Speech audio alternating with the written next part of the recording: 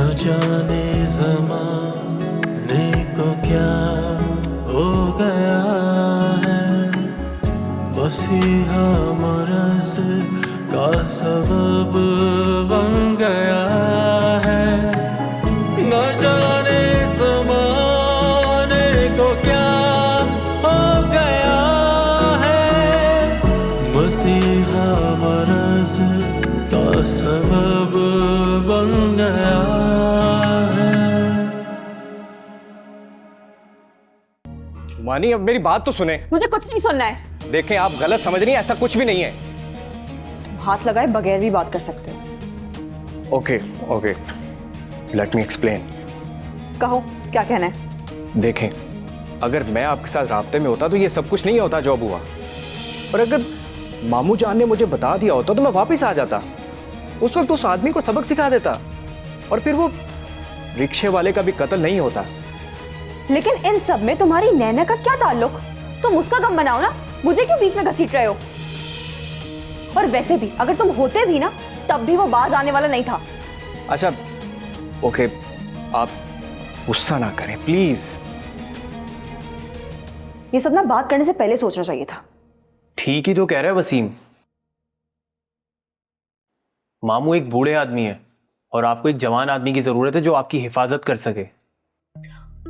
अपनी और उनकी हिफाजत के लिए मैं काफी हूं। मुझे किसी नौजवान की कोई जरूरत नहीं है, समझे तुम? और ये क्या तुमने बूढ़ा बूढ़ा लगा के रखा हुआ है? मैं तो बस वैसे ही। चुप करो। अच्छा प्लीज रिलैक्स रिलैक्स।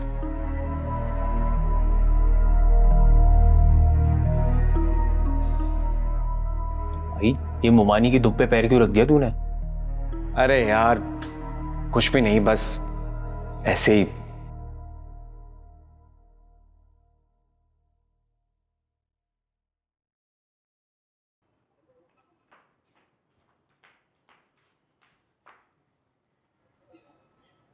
अरे इतने गुस्से में क्यों खातून? कोई गुस्से में नहीं हूं मैं। लगता है आज फिर किसी से झगड़ के आई हो। कोई लड़ाई नहीं हुई मेरी।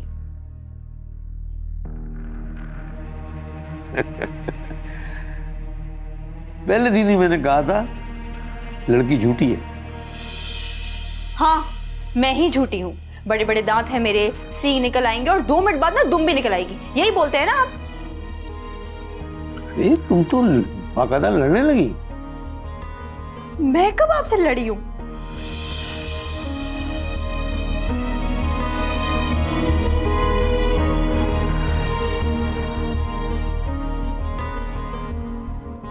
एक बात माननी पड़ेगी, मामी है बहुत नखरे वाली। यार हम बचपन में इतने अच्छे दोस्त थे, अब अचानक पता नहीं इनको क्या हो गया। तो किसने कहा था मामू से शादी करवा दो? यार मैंने थोड़ी ना करवाई है उनकी शादी, खुद ही तो की है उन्होंने। खैर, अब देखो मैं कैसा खूनी इनकलाब लेकर आता हूँ।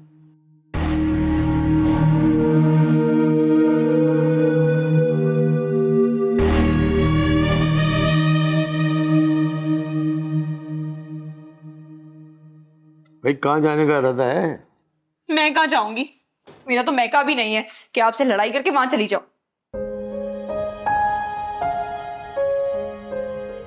मेरा मतलब है कि नहीं, तुम ठीक हो, गलत नहीं करी। I am sorry. अरे भाई, इंसान को हकीकत पसंद होना चाहिए। हम लोगों ने ही तुम्हारा मैका नहीं बनने दिया। कशवाला, तुम्हें लगता है कि हमने तुम्हारे माँ बाप को ढूंढने की कोशिश नहीं की? दरअसल हमने अपने एक रिश्तेदार को तुम्हारे गोद भेजा था। उसने बताया कि वडेरे ने तुम्हारे घर पर कब्जा कर लिया और तुम्हारे माँ बाप को गोद से निकाल दिया। अब वो इस वक्त कहाँ है कोई पता नहीं। एक आदमी था जो जानता था। कौन? कामी। कामी? आपको याद है उस दिन जब कामी मुझे छोड़ने आया था तो उसने मेरा नाम कशो लिया था। कुछ रिश्तों के नाम नहीं होते, लेकिन सीपी की तरह मजबूत होते हैं वो। सारी बातें अपनी जगह। हमें कामरान भाई का बहुत शुक्रिया अदा करना चाहिए। उन्होंने अपनी जान पे खेल के मेरी जान बचाई है। कशो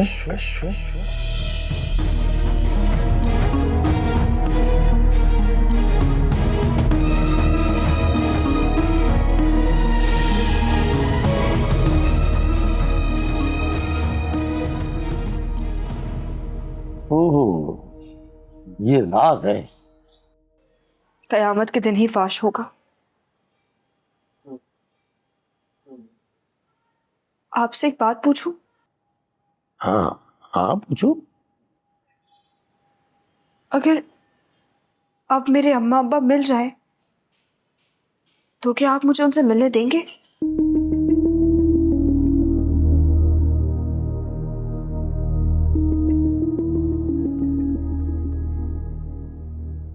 नहीं। क्यों? अभी तो आप मुझे कह रहे थे कि आपने उनको तलाश करने भेजा था और अभी आप मना कर रहे हैं। देखो, उस वक्त तुम छोटी थी, तुम्हें माँ की जरूरत थी। अब तुम मेरी बीवी हो और मेरी इजाजत के बगैर तुम कहीं नहीं जाओगी। वरना जानती हो ना, मैं वो आदमी हूं जिसने तुम्हारी चमड़ी उधेड़ दी थी। तो मेरी मोहब्बत से ज्यादा फायदा मत उठाना, वरना फिर अच्छा नहीं होगा।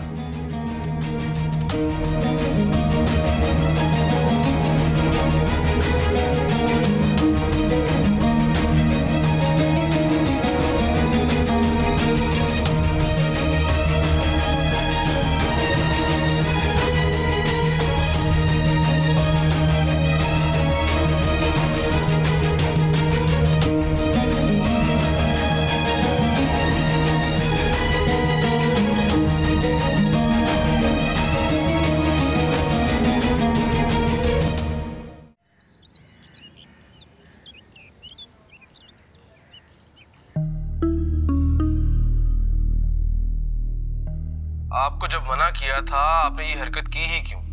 आप हमेशा अपनी मर्जी करती हैं। एक मिनट के लिए भी नहीं सोचा आपने कि नतीजा क्या हो सकता है। ये सब कुछ आपकी वजह से हुआ है। अभी राहत आंटी को बोले कि जाकर अपनी बेल करवा लें। मैंने बिल्कुल भी ऐसा नहीं सोचा था कि ऐसा हो जाएगा। आपको तो उस वक्त भी अंदाजा नहीं हुआ था जब आपको बाबा ने छोड़ा था। आपने कभी अपनी गलती मानी नहीं। तुम्हारे बाबा ने ना मुझे कभी इंसान समझा ही नहीं था। बस मुझे आपसे बात नहीं करनी।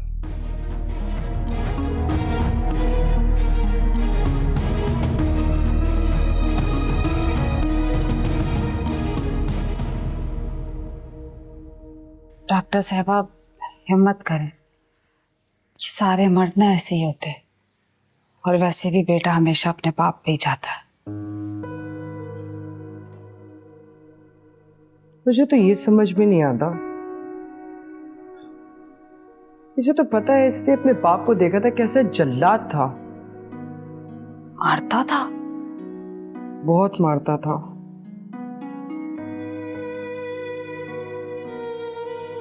मारते वक्त ये भी नहीं सोचता था कि मुझे कहाँ लग रही है, मुझे कहाँ मार रहा है।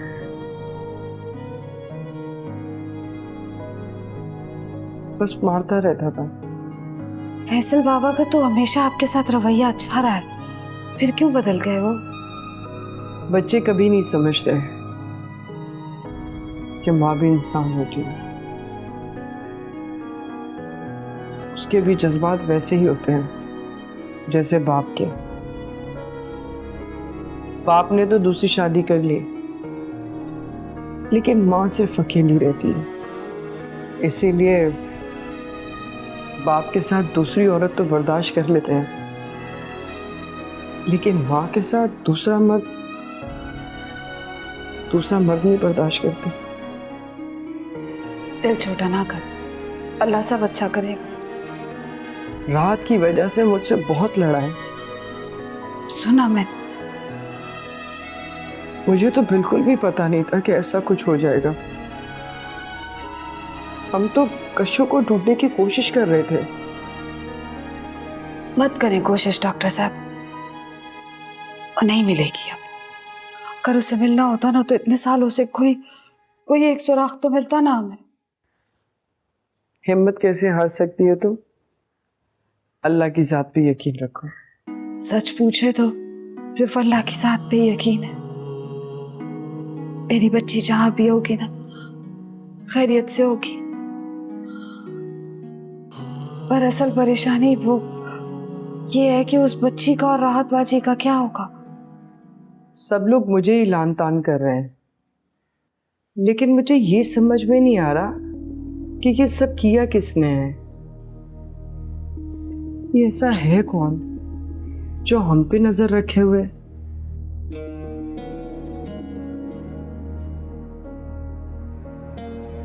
चाय पियेंगी? हाँ।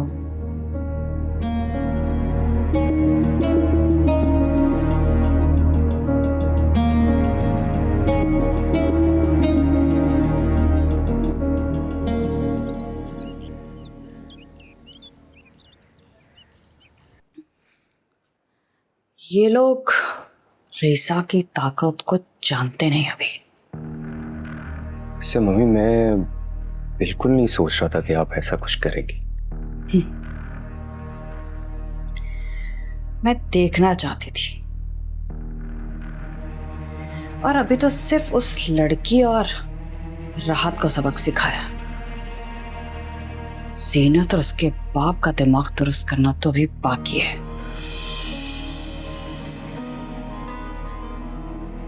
ये आइडिया राहत का था?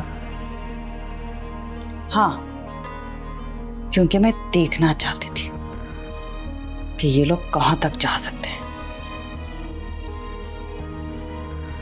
अब तुम देखना कि मैं मजीद क्या कर सकती हूँ। लेकिन बड़े ध्यान से मम्मी, कहीं आप किसी मुसीबत में ना फंस जाइएगा। मैं मिनिस्टर की बीवी हूँ, मेरी पहुंच उनकी सोच से भी बहुत आगे है। बात सोच की नहीं, पावर और पैसे की है। और आजकल जिसके पास पैसा है वो अपने बाप का भी बाप है। पैसे से सब कुछ खरीदा जा सकता है, और मैं सब खरीदना जानती हूं। मुझे आज भी कशमाला के बाप के वो अल्फाज याद है कि मैं दलाल नहीं हूं जो अपनी बेटी का सौदा करूं। पर देखो, मैंने तो उसकी बेटी खरीद ली उससे। वैसे इस बात पे तो आपके दिमाग की दाद देना पड़ेगी। ये मेरा दिमाग है। पैसे से सब कुछ खरीदा जा सकता है, सब बिकता है यहां पर। बस खरीदार को सही से बोली लगाना आना चाहिए। नो डाउट, मैंने ये सब कुछ आपसे ही तो सीखा है। किसे कब और कितना इस्तेमाल करना है ये मैं सब अच्छी तरह से जानता हूं। एनीवेज, तुम अपने काम पर फोकस करो, क्योंकि मैं नहीं चाहती कि ये जायदाद उस कशमाला के हाथ लगे। यू डोंट वरी, ऐसा ही हो। तुम अपने काम पे फोकस करो। मैं तुम्हें सक्सेसफुल देखना चाहती हूँ। मैं अपने सौतेले भाई से वो सब कुछ छीन लूंगा जो डैड ने मुझसे छीना था। हुकूमत में रहकर हुकूमत के खिलाफ ऐलान जंग नहीं करते, इसे गद्दारी कहते हैं। लेकिन हाँ, घर का भेदी ही लंका ढाता है, ये भी तो हिस्ट्री है। रहने दे मम्मी, मैं एक नई हिस्ट्री क्रिएट करूंगा। हुकूमत में रहते हुए हुकूमत के खिलाफ बगावत करूंगा, बगावत। और डैड को ऐसा नुकसान पहुंचाऊंगा कि वो अपने घुटनों पर आ जाएंगे। तुम अपने डैड के खिलाफ जाओगे? तुम्हारा दिमाग तो ठीक है? तो और क्या करूं, बताएं? अपने बाप की आंखों में खटकने की बजाय उनकी आंखों का तारा बनो, ताकि वो तुम्हारा नाम लेते हुए फख्र महसूस करें कि वसीम खान मेरी औलाद है।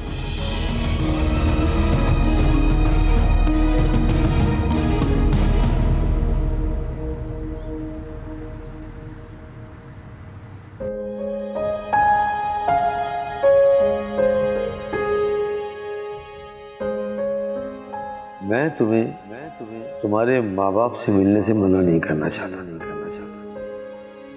मैं डर गया था। मैं तुम्हें खोना नहीं चाहता। वो लोग अगर मिल जाते तो तुम मुझे छोड़ के चली जाती। मेरा तुम्हारे सिवा कोई नहीं है। एक तुम ही तो हो जो मेरी हो। मैं तो तुम्हारे बगैर जिंदगी का तस्वर भी नहीं कर सकता।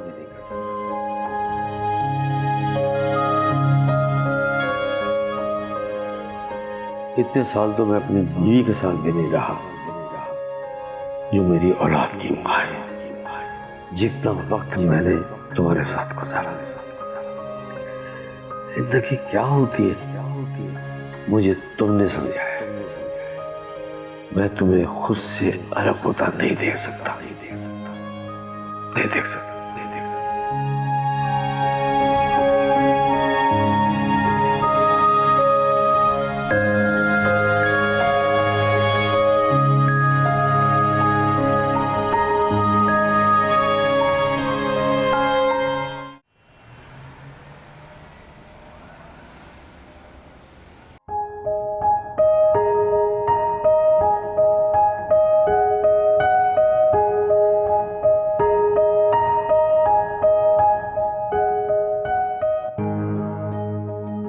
जैसा कि आप सबको पता है कि हमने एक नया चैनल ओपन किया है। मैं इस दुनिया से, इस मुल्क से और पर्टिकुलरली इस शहर से I just want to collect the diamonds जो कि रात को भी चमकते हो। बिकॉज मैं ये दुनिया को बता देना चाहता हूं कि हमारे इस मुल्क में टैलेंट की कमी नहीं है। सिर्फ और सिर्फ उन्हें सामने लाने की जरूरत है। और अगर हम नए चेहरों पर, नए टैलेंट पर ट्रस्ट करेंगे तभी तो हमें मार्केट में कुछ नया सुनने को, कुछ नया देखने को मिलेगा।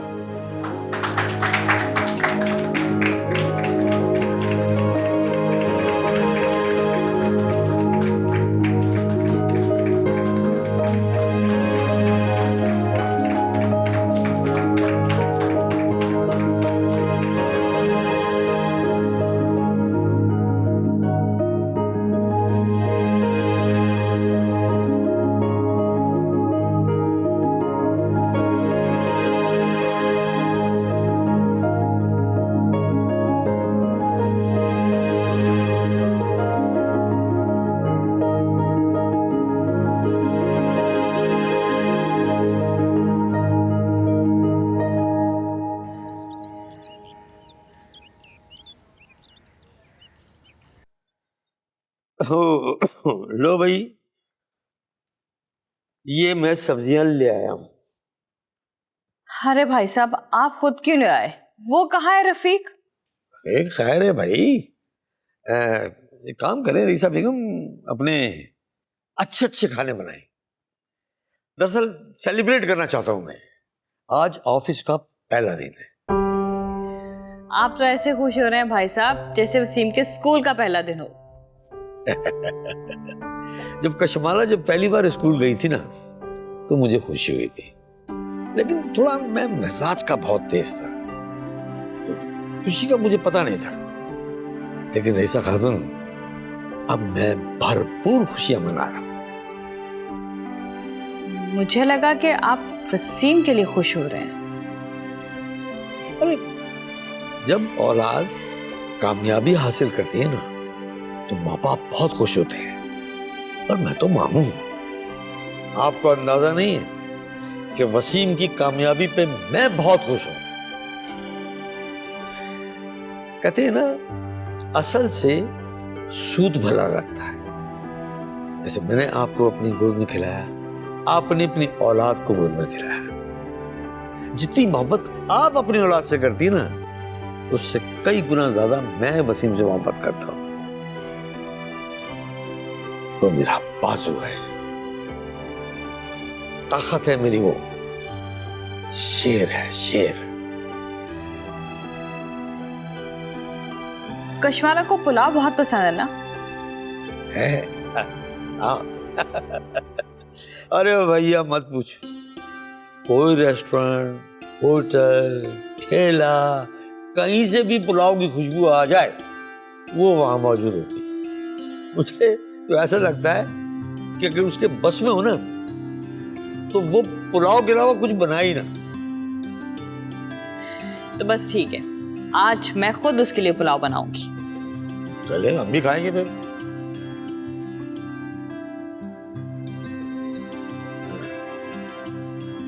थका दिया भाई।